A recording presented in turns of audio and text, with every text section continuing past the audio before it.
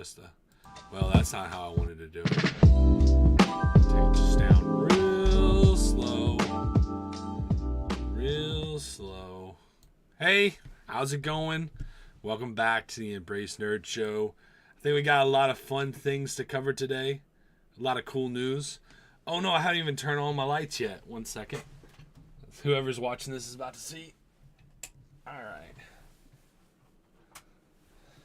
I gotta make it look a lot better. There you go. It looks way better. It looks way, way better. So, anyway, man, it's a good day. It's a snowy day for me.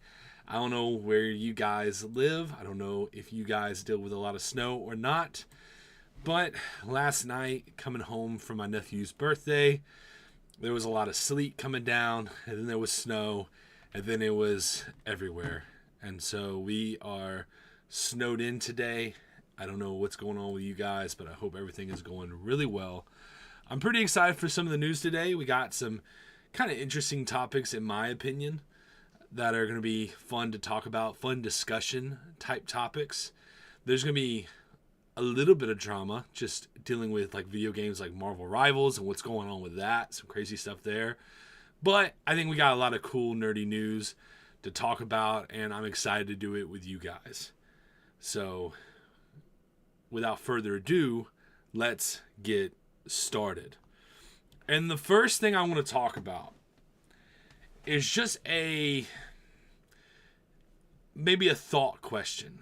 A question of what are we going to be getting from CinemaCon that's starting this year, March 31st to April 3rd. Now, if you don't know, CinemaCon always switches year to year. Sometimes it's in the April region of the time, and sometimes it's in June. And I believe last year it was in June. So this year it's going to be March 31st to April the 3rd. And some people were wondering if they were going to show the Superman movie during that time. And if it was in June, I think there would be a possibility. But this year, it's way too early for that. We're definitely not going to be seeing that early. But I do think we're going to be getting a lot of trailers. And one of those, I think, is going to be Superman.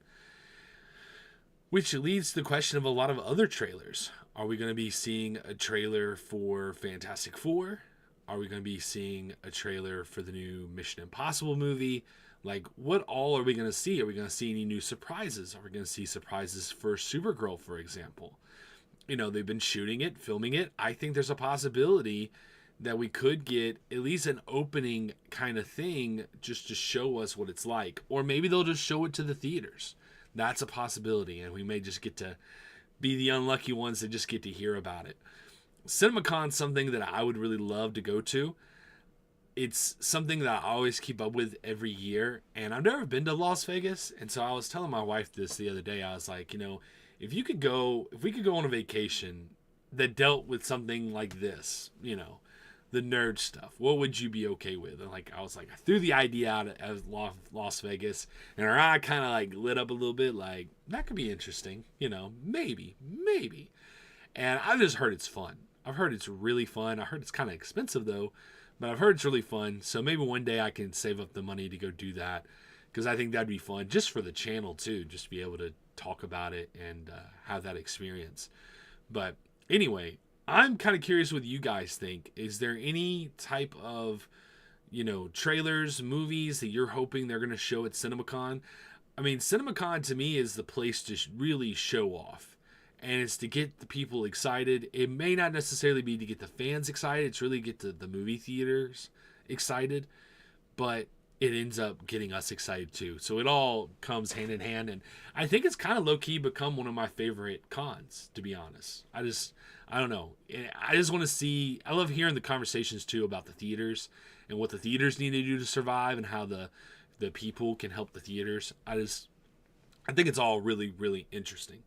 But anyway, guys, what about you? What trailers are you hoping for? And I would love to hear your thoughts down in the description below. Anyway, guys, I want to have a conversation. I think this interview is quite old. And when I say quite old, it's not like it's extremely old. Actually, I guess it's not old at all. I could have... Okay, well, there's a podcast called Happy, Sad, Confused. And this guy used to work for MTV. and he's done a lot of different podcasts with a lot of different actors, and he gets to have all these really great interviews and conversations. The one I can even think of is there's that famous one where he's talking to Henry Cavill about Warhammer, and he gets all nerdy about Warhammer, and then all the other actors from Witcher are like, what is that, But he's done a lot of interesting interviews, and he got to talk about the 20th anniversary of Constantine with Keanu Reeves and Francis Lawrence. And it brought up a very interesting conversation about the expectations that fans have for movies. And so I just thought that we would react just a little bit to that conversation and have a little bit of have a conversation about it with ourselves, because I do think there's something interesting here about how fans' expectations have changed, and asking the question if it's for the better or if it's for the worse when it comes to being respectful to the source material. And so I'm just going to pull this up, and we are going to check this out. And guys, make sure, the few that are watching this with me right now, make sure you let me know if everything sounds okay for you. I want to make sure that you are able to hear everything and everything sounds good. So without further ado, let's check this out. We have to address that our Constantine, as I jumped into it, is not the comic book. And is this a big debate? I mean, obviously a lot of it was made about you're not blonde, you're not British, it's not in London. Is that a big Yeah, we went discussion point? Hollywood. I had a black coat, right? The original one was like brown. How dare you? I mean, Sacrilege. honestly, what we did was we were like, we loved the spirit of Constantine, the story we came up with, and Keanu was playing a version of Constantine, but it was not sort of a copy of the comic book version. It was like, we're not going to force him to be blonde. We're not going to force him into an English accent. We're not going to force him into the color of the coat. It's like, what's our interpretation of John Constantine? It's interesting because I feel like it came at a good time for you guys to do that, because nowadays there's such a worry about the fandom and appeasing them first, the hardcore fans, which I respect. And look, we want the fandom to love what the interpretation is. But I think sometimes you can almost be too beholden and lose sight of the fact that it's Yeah. a different thing. Yeah, I just think you don't want to be like locked into these parameters of being like so utterly reverent to a fan base for something that, it's just like you fall in love with a thing for certain ideas, but to like just copy the, certain cut and exact color of a coat is a Right. little weird, but you know, Yeah, Yeah, Keanu, you then go through we me. did piss off some comic book, you Hellboy might fans. want to check out what midnight looks like. Right. The also He- look, the fact that you set this in LA, which I know Keanu was. Okay, let's address that. Okay, that's really where I want to get to. That was the part that I really wanted to talk about, because my thoughts are mixed on this, right? Because this is the same way that I have a little bit of hypocrisy when it comes to changing the, race of a character, for example. Because I was the kid growing up watching Daredevil with Ben Affleck. And I know a lot of people hate that movie, and some people love to hate that movie, and some people just love that movie no matter how much people hate that movie, and I'm one of those people. I love that movie no matter how much people hate it. But I remember when they casted who they casted for Green Kingpin, and for me, I was in it because he was perfect for the role. Like, he was perfect for the role. And it wasn't comic accurate by no means, but he totally fit the role. And, the Constantine movie that they did, they're going to talk about how it was based in California and not in the UK, which I think John Constantine could really be based anywhere, in the sense of, yeah, he's a British character, but I think the British character could be anywhere. You could tell a story where there could be magical things happening. But I guess I look at two different sides of this, right? Because there's the side of this is like, okay, yeah, maybe not have to do everything they do, because even like in X-Men, like there's characters who should be having like crazy accents that don't in the X-Men films, right? But at the same time, is it that hard to give them a brown jacket? Is it that difficult to give them a brown jacket? But to me, they still kept a lot of the essence of John Constantine with the cigarettes and still wearing a suit. He just didn't wear the suit from the comics. Yeah, they didn't dye his hair, but Keanu did do a fun job. Now, when it comes to the DCU, like, no, I think I do prefer to have a true look of like what John Constantine should look like. And yeah, do some fun things, adapt some, in creative ways. But yeah, I would probably prefer him to look the way that he should look for the character. But I don't know, guys. Like, this is the thing that I think we're kind of falling a trap into now as fans, because something that the studios need to remember is that the fans are your marketing tool. They're your biggest marketing tool. They're the reason your film's going to probably succeed or not succeed, in all like seriousness, because they're the ones that bring the people who don't care. They're the ones that bring the people who don't care. They bring their parents. They bring their kids. They bring their, girlfriend, their wife, their sister, their brother. They bring people, their friends, to these movies who otherwise would not have gone. And so you don't want to disrespect the fan base. And I think the best way to not disrespect the fan base is to at least be reverent and respectful to the source material. And that's really where fans ask you to. They ask you to be respectful to the source material. That being said, I do think we've harped on things that maybe don't matter as much. So, for example, if an actor doesn't necessarily... Perfect example, Moon Knight. When the Moon Knight came out, they got mad that Oscar Isaac wasn't Jewish. So it's like, okay, you're not a true Jewish guy, playing Moon Knight. Moon Knight's supposed to be a Jewish character. You're not Jewish. But he's an actor, and he fits a certain look where if he plays a Jewish guy, I would think he was Jewish. And I wouldn't ask. I wouldn't think too deeply about it. And, as long as you find the right person for the role that looks the part, does every element of him have to match that character? Could you be keeping yourself from a really great performer because you're trying to match every little element of the character? And so this is a conversation that's gotten blown really maybe out of proportion, but at the same time, the studios have gone out of their way to be disrespectful in other ways when it comes to the source material and who the characters are, that it's made everyone just like flare up when it comes to these conversations. But I do think it's a very interesting conversation to have, because I love the fact that we got a Wolverine costume that matches what Wolverine should look like in the movies based off the comics. I'm really happy that we got that as fans, but I also hope that they always stay true to who these characters are. And I think that's a balancing act, and then allowing the creators to have the liberty to tell the stories that they want to tell, I also think is important, because they may give us a new take, or they may add something really interesting about the character that you could put on the shelf. For example, I'm not a part of the Snyder cult, okay? I'm not part of the Snyder cult. But I do really appreciate the idea that Batman has this like nightmare that he has about the future. And I don't think it necessarily needs to be what Zack Snyder made, but a reason that he does what he does beyond the fact of, trying to protect Gotham and his dead parents.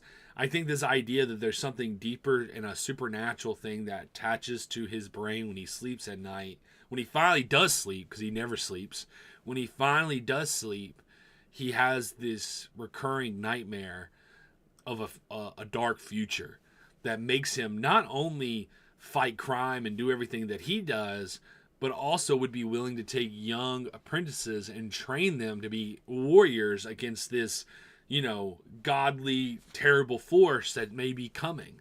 To me, it makes a lot more sense why a kid would be doing that. And that's something the movies gave us. That's not something that's from the comics.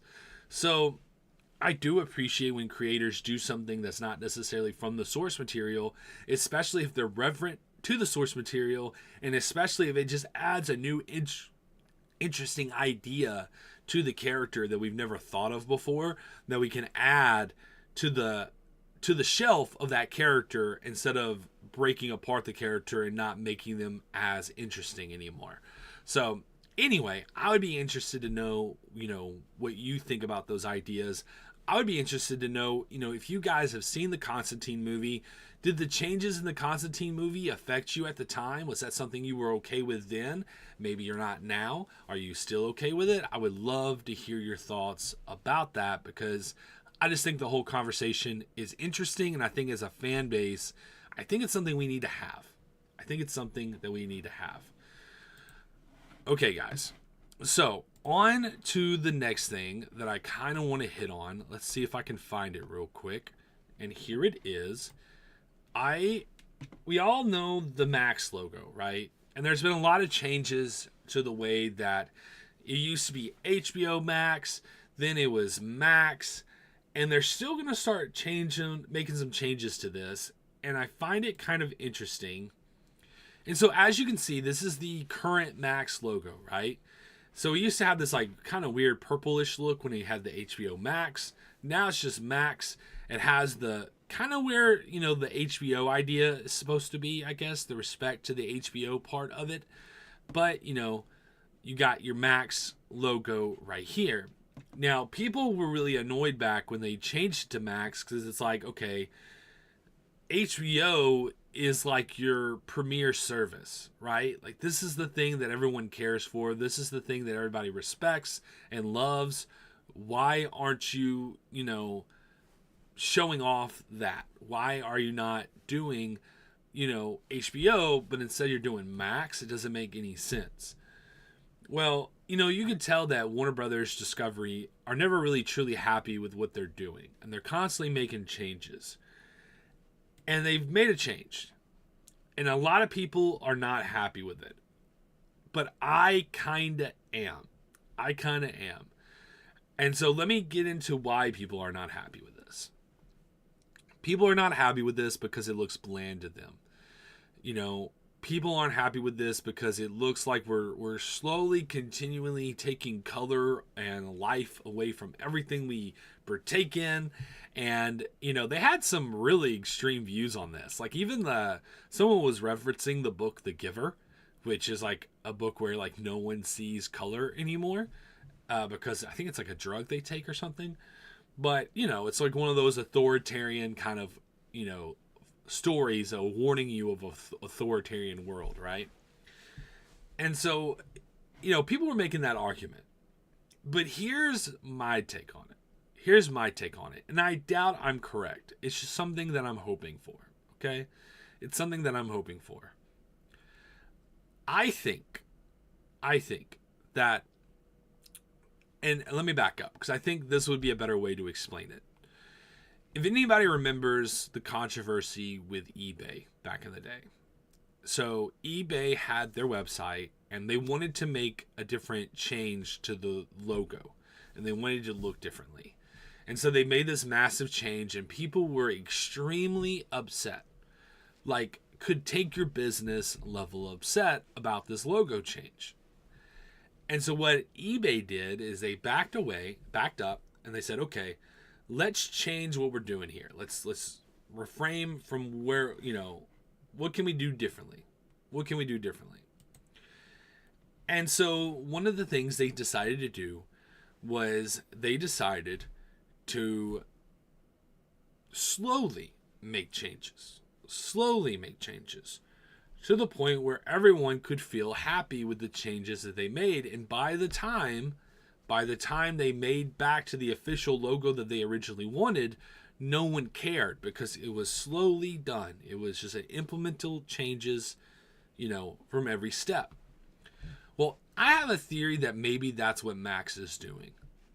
And I don't know if we're going to go back to the HBO. We're probably not going to. But this is a step closer to that. This is a step closer to that classic HBO logo that is what everyone knows as like their premier television, right? Everyone knows that as premier television for them.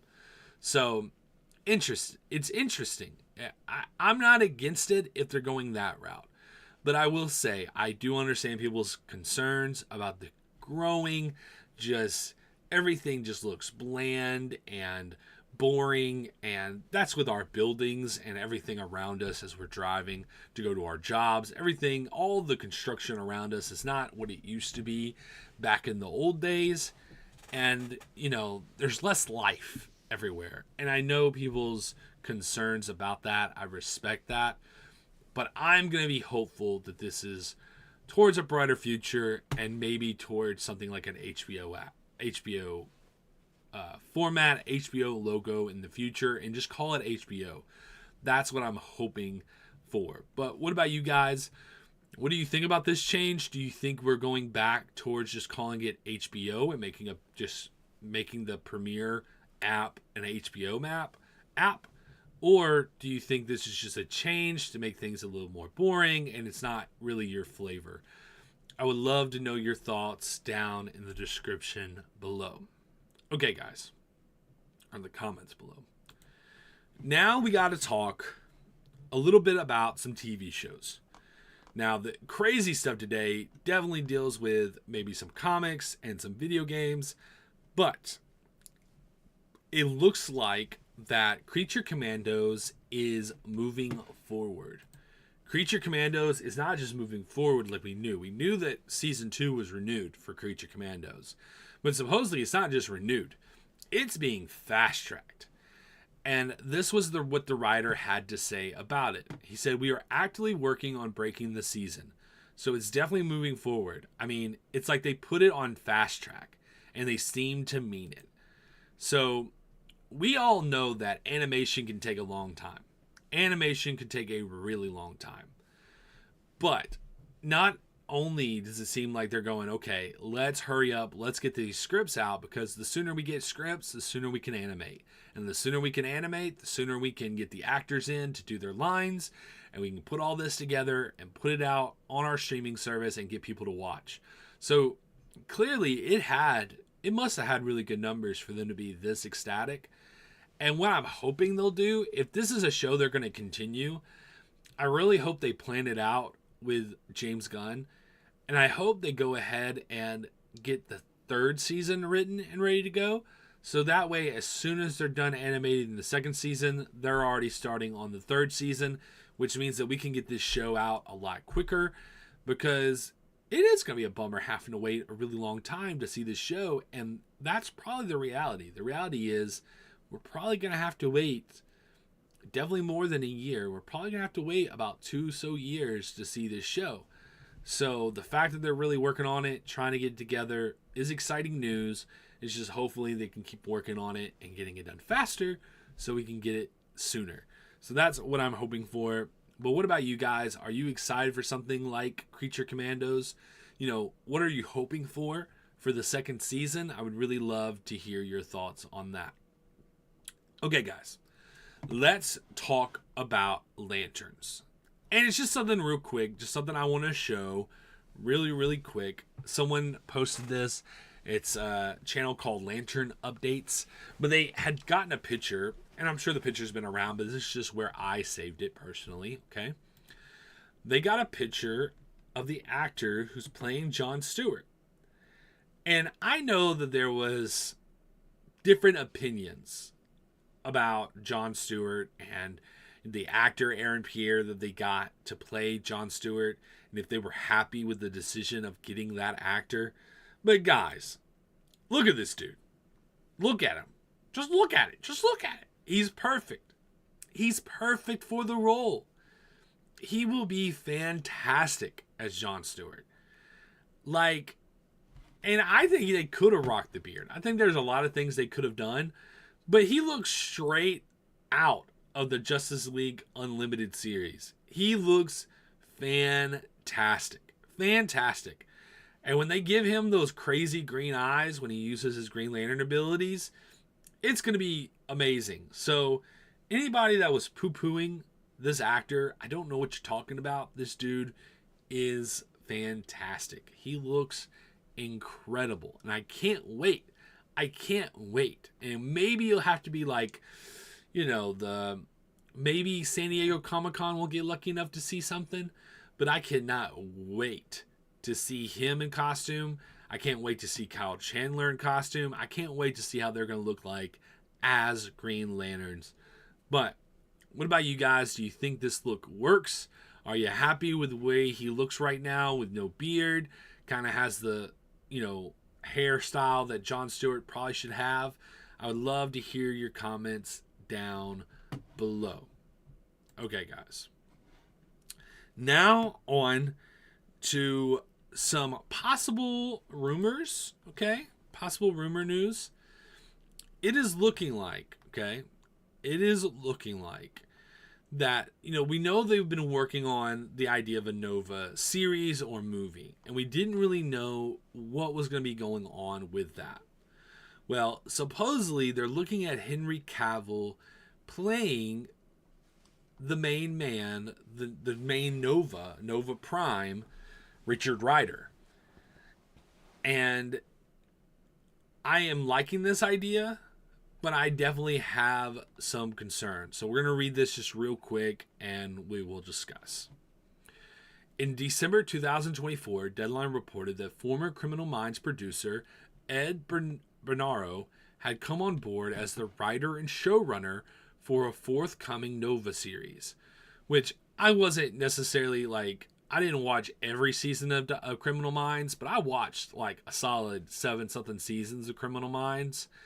Fantastic show, good writing in that show, and so that leaves me hopeful. I mean, it's a totally different kind of show, but I still am hopeful that that's going to be good. That's a good sign.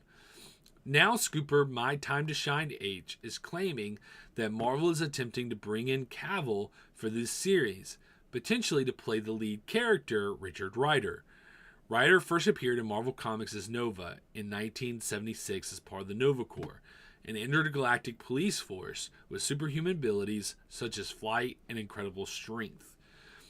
And I'll just pause right there. It's something interesting about how Marvel and DC constantly reflect each other.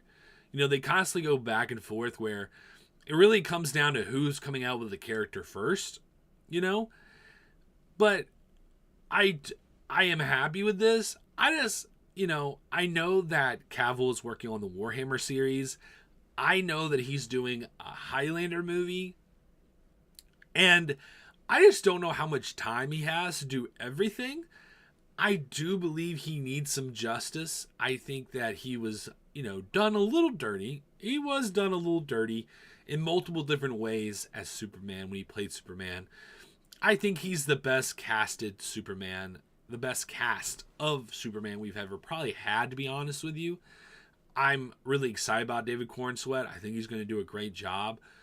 But I do think Henry Cavill could have been one of the greatest Supermen we've ever had if he was just treated a little bit better and, wasn't just used as a bargaining chip, for example.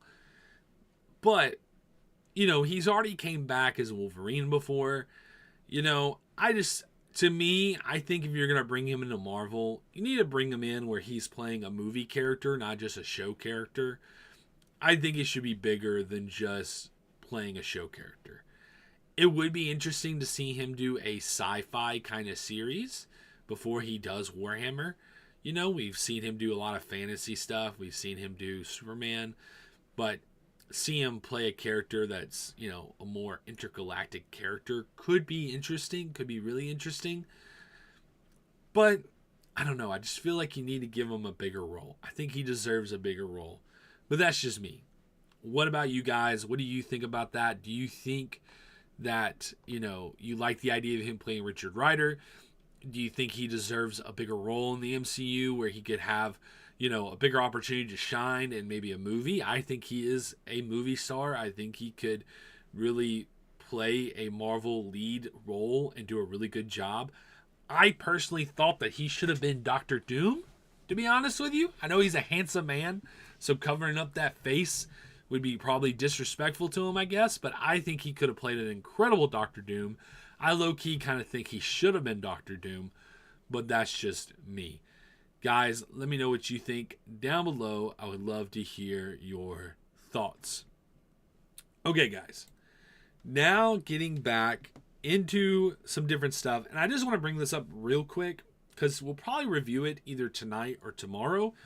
But of course, the new last 2 episodes of Spider-Man are out, and I'm just curious to know if you guys are liking that. Is it something you're enjoying? Have you been enjoying the series so far? I've been mixed. The last bulk of episodes that came out last week, to me, were the best episodes they've had as a whole. And so I'm very curious to see how that show continues and how they wrap everything up. Because the first couple episodes were kind of a slog to get through to me personally. And then, there was interesting bits here and there, but I was almost confused who the show was even for, because it's like this kid's show, but at the same time, they use a little bit of language that I think probably shouldn't be in a kid's show. And they made some choices that definitely probably shouldn't be in a kid's show. But then they did some really interesting choices where it's like, okay, but this makes it a good show. It makes it an interesting show. And there was confusion of what I thought, like, who's this show really for? But they are finishing it up, wrapping it up, and it came out today. So if you haven't checked it out, it's there for you to check out. I'd be curious to know how you felt about your family neighborhood Spider-Man, you personally. But for me, it's just been okay, but I really like the last 3 episodes, and so I'm very curious to see how it all comes together. And you'll probably be seeing a review later on in the day. But anyway, guys, now we got to get into the video game news. And guys, the video game news comes with some drama, okay? It comes with some drama. And if you haven't played Marvel Rivals is this like third person shooter where you're playing different characters, and not all the characters have shooting abilities. Sometimes they're just melee characters. And if there was ever a live service game that could succeed, it would be Marvel Rivals. It would be Marvel Rivals. Marvel Rivals have gone above and beyond and have done things that no one else has done when it comes to these type of games. Now, a lot of people have constantly made mistakes when it comes to these kind of games, and there is questions about, for example, the people who control this game, about the fact they're from China and how they spend money, and how, looking at an American company and comparing it to a Chinese company, either if it's work ethic or if it's just the, industry in the sense of like how much you have to pay people. But it seems like they took a lot of interesting ideas from people and then decided once it was successful to go ahead and let them go. And it's kind of a bummer because we thought this was our one win, right? Like we thought with everything going on with WB Games, with all the superhero games there failing, Suicide Squad failing, Multiverse failing, we thought this was our one good thing, right? And I'm not a big live service person. I'm not a big live service fan, but even I have had fun. I'm not very good at these competitive games. To be honest with you, I'm more of a single player person. I like my action adventure games where I can go out and pretend to be that character and just explore that world and escape the real world for a little bit. But it is fun. It is fun. And it's so cool to see everything they've done. But we got some bummer news that I want to read in just a second. I'm going to take a really quick drink of water, and then we're going to get into it.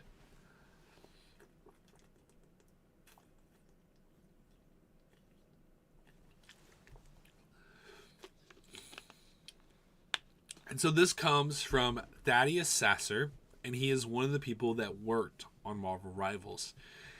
And he has something to say, and we're just going to read what he has to say right here. This is such a weird industry. My stellar, talented team just helped deliver an incredibly successful new franchise in Marvel Rivals for NetEase Games. And we're just laid off? Oh well. Times are tough all over. Let's find these incredible people new jobs because we all need to eat, right?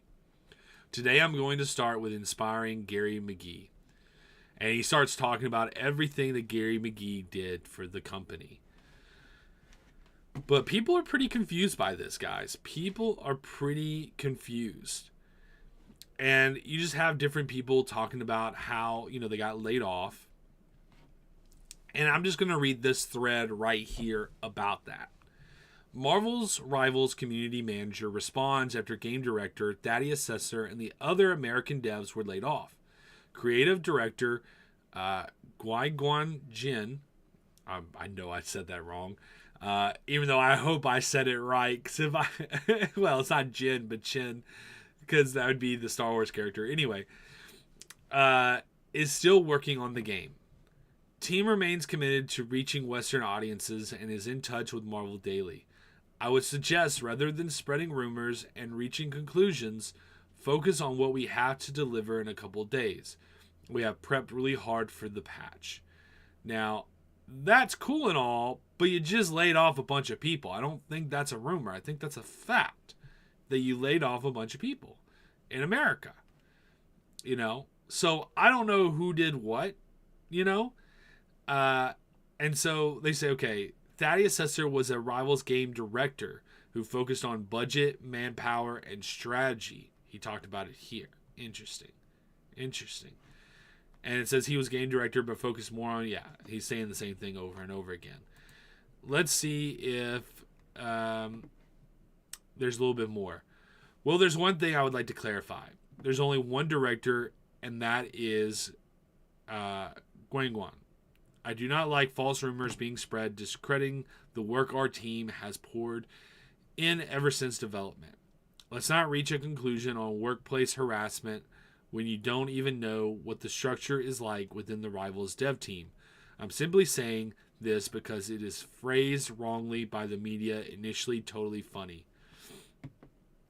And I guess this person asked, okay, I guess it's for the better. It's just a bunch of exaggeration, but we all just, yes, and expecting on the issue of whomever is worried that we would lose our Western audience touch. Our team has weekly meetings with the Marvel team every week, and to communicate on a daily basis, y'all can go find interviews and articles. It's Marvel Rivals. And he adds, I would suggest rather than spreading rumors, and we kind of already read this part, or reaching conclusions, focus on what we have to deliver in a couple days. We have prepped really hard for the patch. And, you know, they are working on a lot of stuff right now. That was actually going to be the original news story, is all the cool clips I've been seeing of Human Torch and The Thing. Makes me really excited to jump back in and play the game with those characters. But it is kind of confusing when everything's going really well. It seems to be going really well. You know, and maybe it's one of those weird things where it is going well, but no one's buying costumes. I don't know if that's the case. Because in order for this game to work, and in order for this game to last, you got to have people buying things from the game. Because if people don't buy things from the game, it's like, yeah, it's cool, you're giving us all this stuff, but you're giving it to us for free. And I'm not at a place financially where I can be going and buying a bunch of random costumes of different characters, you know, for a game that I barely play because I'm not that good. You know, I can't be going around doing that. And so, you know, it is something that I, you know, wonder if it's a financial thing or if it's, you know what, we got everything we wanted from you. And, you know, business can be ruthless, guys. Business can be really ruthless. And if, you know, if they got what they wanted from the team in Seattle and they used them for what they were needed for and they don't need them anymore, then sometimes that's the way it works. But that is a bummer. I'm really hopeful for the team at Seattle, and I hope they can all find jobs very soon. That is a huge bummer, and hopefully they were given, you know, a big bonus of some kind to help, you know, lay off from that. But anyway, guys, I'd be really interested to know what you guys think about that. Is it a bummer that we've lost, you know, some of the people from Marvel Rivals? Is this spelling for something kind of dangerous and sad that we're not expecting? I would really love to hear your guys' thoughts on that. Okay, guys. Now to the next story. I think this is going to be a big one. I think this is going to be a really big story. If it's true. Now, this comes from comicbook.com. Okay, this does come from comicbook.com. And they got an update of what we might be seeing from Rocksteady. And if you don't remember, I believe it wasn't Rocksteady working on a game like this. I believe this was Montreal. Yeah, Montreal was working on a game similar to this. But this is what they're saying. A new Batman Beyond rumor has caught many Batman and DC fans by surprise. Batman Beyond, known as Batman of the Future in Europe, debuted back in 1999 via Paul Dini, Bruce Timm, and Alan Burnett. The third series in the DC animated universe, and a sequel to both Batman, the animated series, and the new Batman Adventures, and it ran 3 seasons with 52 episodes before it was stopped to make way for the Justice League animated series. According to a new rumor, Batman Beyond is being revived in an animated format, but will serve as a starting point for a new video game trilogy. Earlier this month, it was reported a new Batman game was in the works. A Batman Arkham and Suicide Squad killed the Justice League studio, Rocksteady Studios. What this Batman game is going to be, the report does not mention, but it does note it is very far away. Of course it is. Of course it is. Because they're on the breaking room floor of it. Because they just finished doing the other game they were working on. And this is emergency mode to try to save their business. So, of course it is.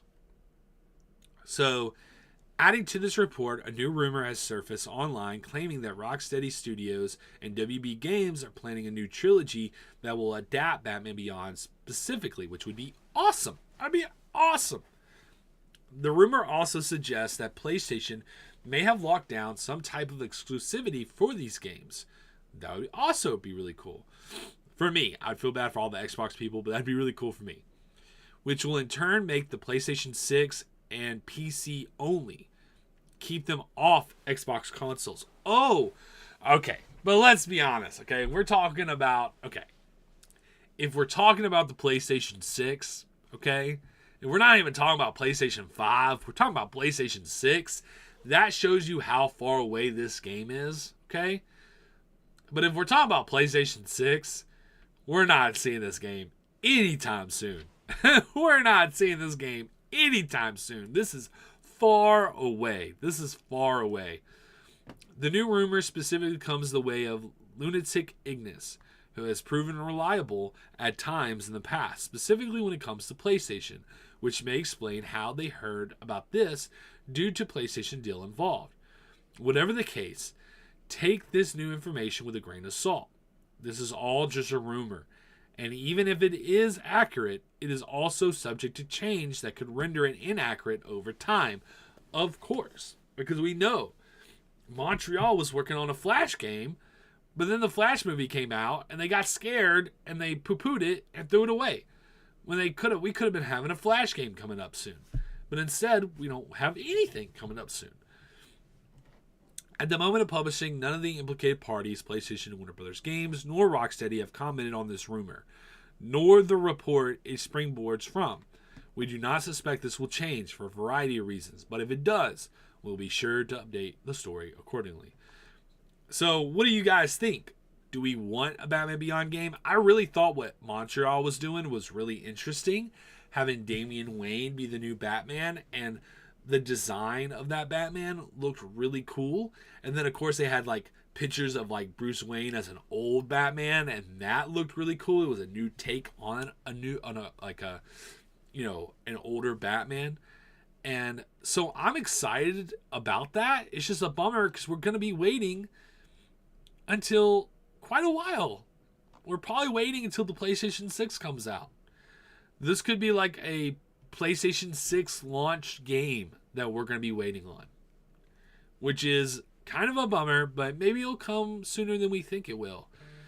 But I do think Terry McGinnis is the way to go with that, personally, instead of doing the Damian Wayne. But I do think Damian Wayne as a playable character who jumps into the game could be a lot of fun, and that's something I would definitely be open to.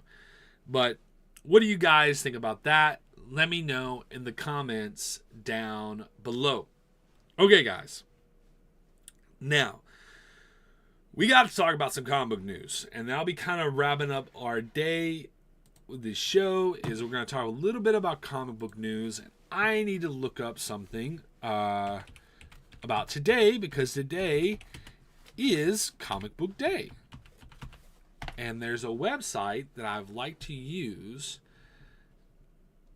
And let me see if this is it. Yep, this is exactly what it is. Okay, so we'll talk about what's coming out this week in comics, but I do want to touch on just 2 stories real quick that I want to hit on. And one is, what are we doing with Gwen Stacy, guys? What are we doing with Gwen Stacy? You know, they've made some different characters because they wanted to find a way to bring Gwen Stacy back but still let her be dead. And they gave that to us. They gave that to us with Gwenpool, and they gave that to us with Spider-Gwen. But here's the thing. I know you see Gwenpool right here, but this is not the Gwenpool that you know and love, okay? This isn't the comedy Gwenpool. This is supposedly, it's Gwen Stacy, the dead Gwen Stacy. Supposedly, the dead Gwen Stacy is now Gwenpool. And it's like, why? Why? You already had that character. It's a funny character. It's a Looney Tune goofy character. But what do you think this is going to become? Eventually. What do you think this right here is going to become? Do we not have any interesting ideas at Marvel? What is going on? What is going on, guys? There was a few characters that are supposed to stay dead. And you know what? I'm glad some of them have been brought back. Jason Todd got brought back. I'm happy with that. I love Red Hood. I think Red Hood's awesome. Bucky Barnes got brought back. You know what? I think that's awesome. Winter Soldier is a fantastic character. He is my favorite Marvel Comics character. I love Winter Soldier. Okay? I think that's fantastic. And you've already had your cake and ate it too with Gwen Stacy. Why do this? Why do this? It doesn't make any sense, guys. Sorry. Am I crazy? It just doesn't make any sense to me. I think this is such a bad idea. Personally, to me. You could have found, there could have been so many interesting things to do with this character. You could have had a really cool Spider-Man storyline about this character, about what's going on with this character, and why they would come back from the dead, and what's going on with that. But instead, you do that? Like, what are we doing at Marvel, guys? Like, we come up with the most boring ideas. You know why Winter Soldier worked? Winter Soldier worked because the writer who was writing Captain America at the time had such a deep love for Bucky Barnes that he made that work.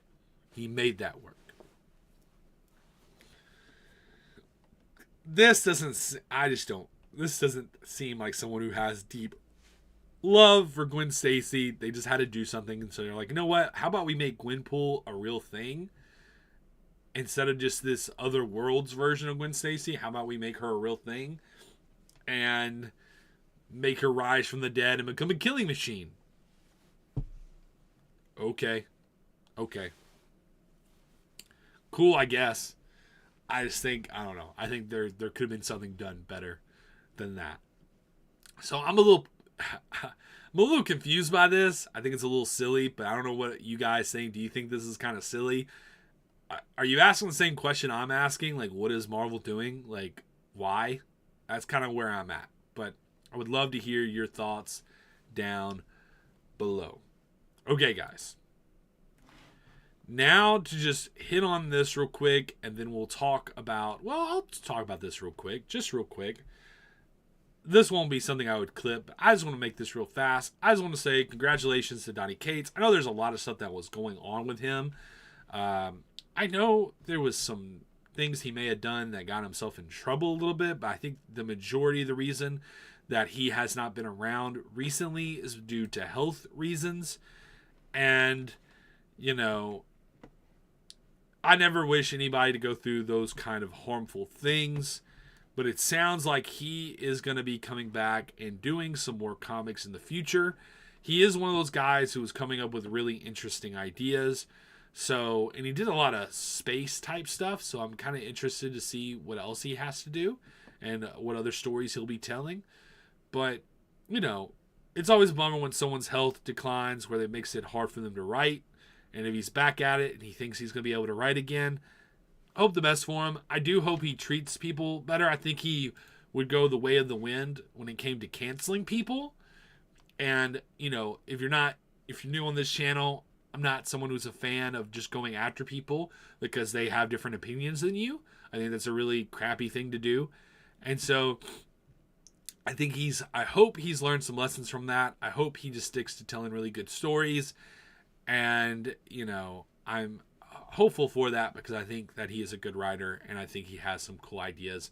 And I would love to see what he would have to do with something like, even with DC, like take a break from Marvel, come over to DC and see what you got to do there. So anyway, wishing him the best. Okay, guys.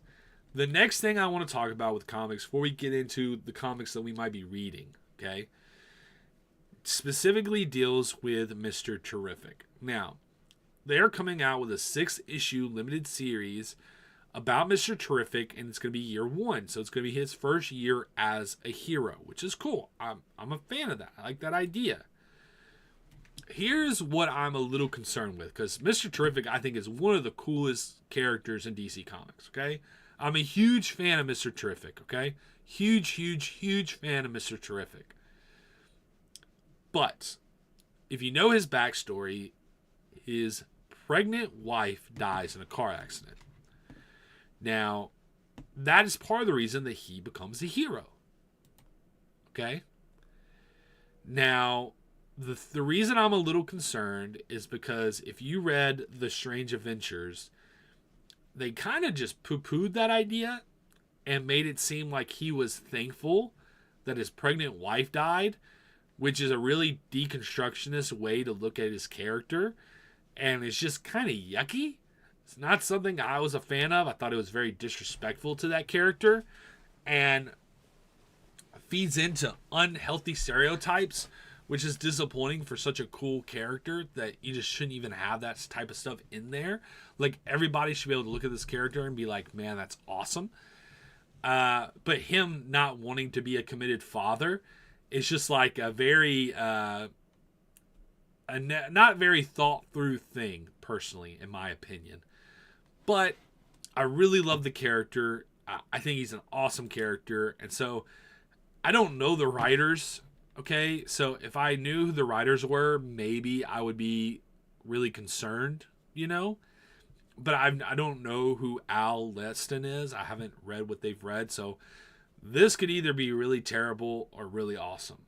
But I'm hoping it's awesome because I personally like Mr. Terrific. I think he's a great character that we need to see much more of. And I'm super happy he's getting his due and he's going to be shown as the hero he is in Superman. I think this is a character, if you don't know much about Mr. Terrific, I think this is a character who's going to really show why he's such a cool character when the Superman movie comes out. But anyway, guys, being interested to hear what you think about that.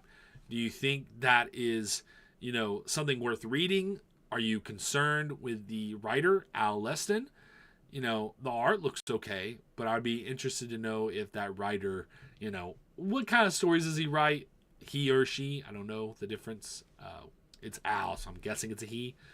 But, I'd be interested to know what kind of stories they write to know if I have any concerns or not. But anyway, guys, let me know in the comments down below. Okay, guys, we're about to wrap today up. We are about to wrap today up. And I just want to go over some of the books that are coming out. Now, do I want to read a lot of the Wolverine stuff? Yes, but I'm behind on Wolverine stuff. Or when I say Wolverine stuff, Ultimate stuff. I'm behind on Ultimate stuff. I like all the things that Ultimate was doing when I was reading it, but I'm just behind.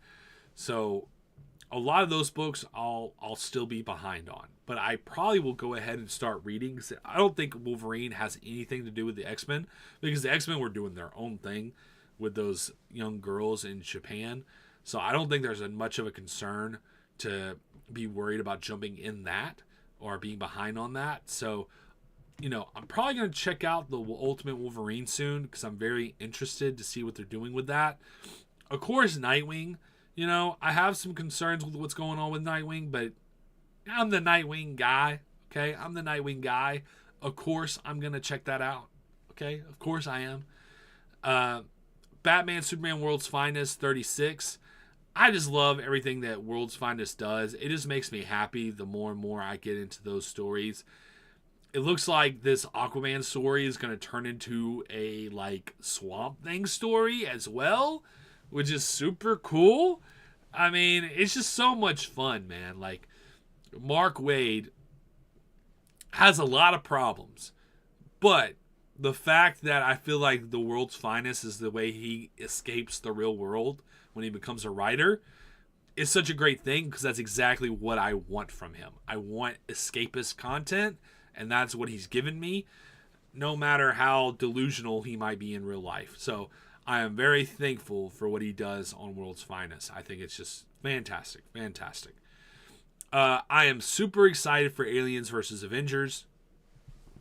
I'm not reading very much Marvel unless I just feel like I need to or have to.